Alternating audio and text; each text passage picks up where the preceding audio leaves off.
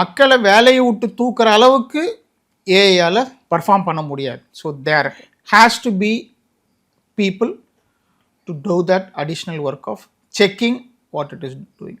Okay, ஒரு சின்ன சின்ன வேலையெல்லாம் செய்யலாம்.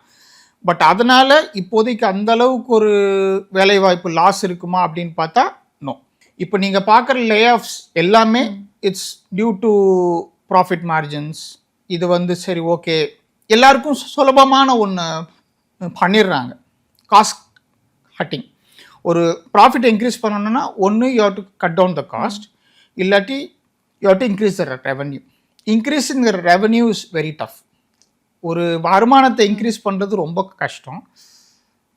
பட் இட்ஸ் அன்லிமிட்டெட், எவ்வளோ வேணாலும் சம்பாதிக்கலாம், அதுக்கு லிமிட்டே கிடையாது. காஸ்ட் கட்டிங் ஒரு லெவலுக்கு மேலே உங்களால் போகவே முடியாது. ஸோ எல்லாருக்குமே ஒரு ஈஸியான மெத்தடு தான் அவங்க ஃபாலோ பண்ணுறாங்க. ரொம்ப யோசிக்கலாம் விரும்பலை.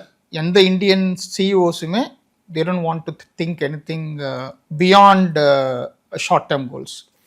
ஒரு லாங் டேர்ம் கோல்ஸாக நாம் யோசிக்க ஆரம்பித்த பிறகு தான் then we will find out okay இதெல்லாம் நடக்குது. ஸோ இந்த லே ஆஃபை தாண்டி ஒரு காஸ்ட் கட்டிங்கை தாண்டி நாம் யோசிக்கும் பொழுது தான் ஒரு லாங் டேர்மாக நமக்கு அட்வான்டேஜஸ் ஆகும்.